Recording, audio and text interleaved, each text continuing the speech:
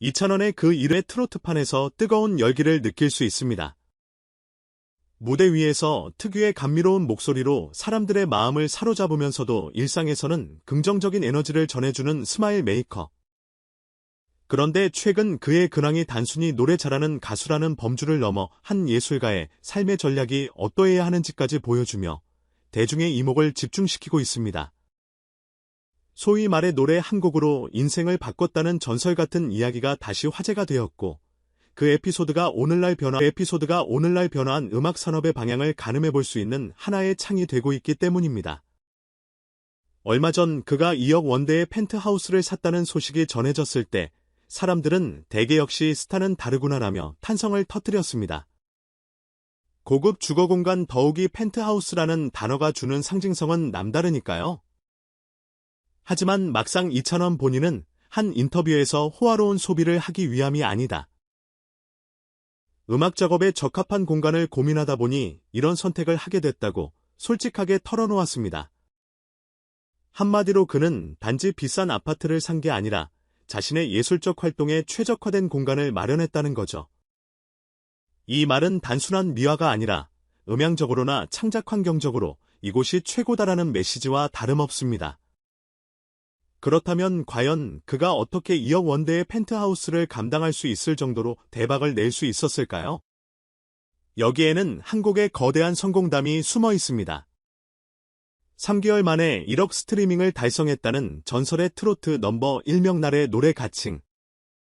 원래부터 팬층을 가지고 있던 이찬원이었지만 이 곡을 계기로 그는 일량 15개 이상의 기업 광고를 따내고 수많은 예능과 방송 스케줄을 독점하며 광고료만으로도 집 한 채 살 수 있을 만큼의 수익을 얻었다고 합니다.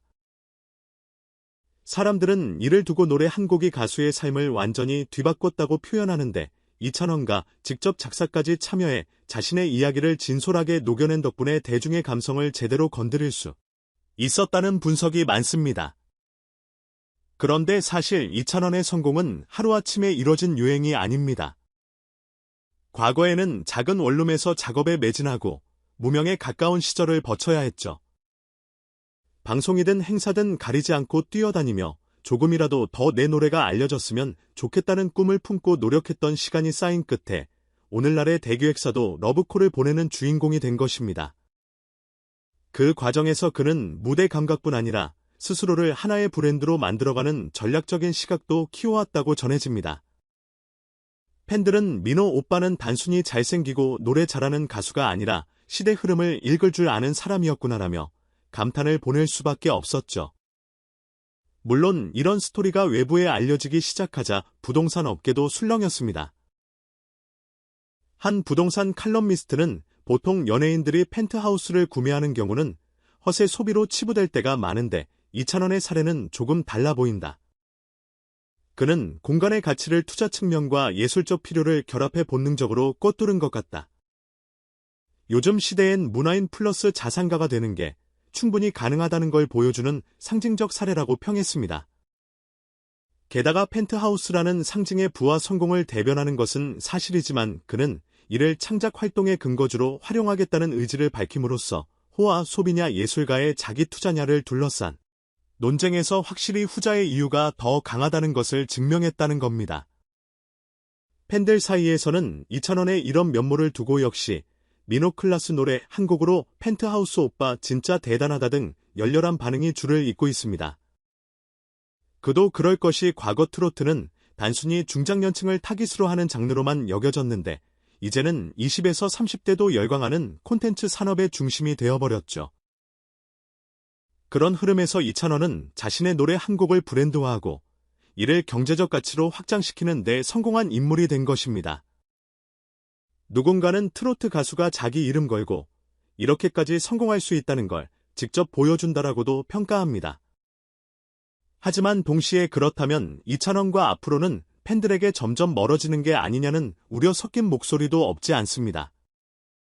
사실 펜트하우스를 구매했다는 사실만으로도 비싼 집에 사는 슈퍼스타라는 이미지가 굳어질 수 있고 이는 곧 대중에게 거리감을 심어줄 수도 있기 때문이죠. 사람들은 흔히 우리 민호 오빠는 언제나 서민적이고 따뜻한 미소를 짓는 사람이라고 생각하기 쉬운데 현실적으로는 그 역시 거대한 자본과 성공을 맛본 인물이니 예전의 순수함이나 친근함을 유지하기가 쉽지만은 않을 것이라는 시선도 존재합니다. 그러나 여전히 그의 본질적 매력은 노래에서 비롯되는 감동이라는데 이견이 없어 보입니다. 업계 관계자들은 이찬원의 음악적 재능과 진정성이 사라지지 않는 한 펜트하우스라는 상징이 주는 일부 비판적 시각도 크게 문제되지 않을 거라는 전망을 내놓습니다. 오히려 이런 성공 스토리가 더 많은 후배 가수들에게 동기부여가 될 것이며 트로트라는 장르가 젊은 세대까지 공략할 수 있음을 보여주는 좋은 예시가 될 것이라는 견해도 있습니다. 이찬원 본인 역시 펜트하우스 구매가 음악 활동과 밀접히 연결된 결정이라는 점을 여러 차례 강조했습니다. 여기서 제가 밤낮 가리지 않고 곡을 쓰고 녹음 작업도 할 거예요. 스튜디오 환경이 갖춰져 있어야 제가 편안하게 예술혼을 불태울 수 있거든요. 화려하다고만 생각할 수 있는데 저는 이 공간이 곧 제 작업실이라고 봅니다. 이런 태도를 보면 그가 단순히 허영심에 들뜬 스타가 아니라 여전히 음악에 중심을 둔 가수라는 사실을 느낄 수 있죠. 그렇다면 그의 다음 노래는 과연 어떤 식으로 세상을 놀라게 할까요? 이미 누군가의 삶이 바뀔 정도의 대박송을 만들어낸 뒤에 예술가들은 흔히 후속작에 대한 압박을 많이 받습니다. 혹시나 팬들의 기대치가 높아진 탓에 부담을 느끼는 건 아닐까 싶지만 이찬원은 오히려 자신감에 차 있는 듯합니다. 한 인터뷰에서 가수로서 매번 새롭게 태어난다는 자세로 임한다. 나의 노래가 전부가 아니다. 난 앞으로도 계속 새로운 이야기를 들려드릴 거다라고 말했죠. 이 말이 빈말이 아니라면 펜트하우스에 꾸려질 마이스튜디오에서 또 어떤 대작이 탄생할지 벌써부터 궁금해집니다. 최근에는 그의 기획사 설립 소식도 들려옵니다.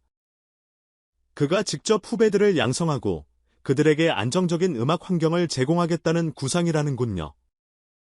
만약 이것이 현실화된다면 이찬원은 한 명의 인기 가수를 넘어서 문화산업을 이끌어가는 제작자로서 자리매김할 수도 있을 것입니다.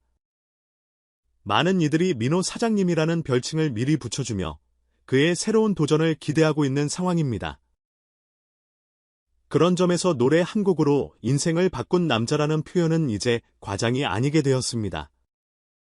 대중들이 언제나 그의 음악에 귀 기울이고 또 그가 어떤 선택을 하든 화제가 되는 건 이미 이찬원이라는 이름이 하나의 브랜드 파워를 갖췄다는 의미일 겁니다.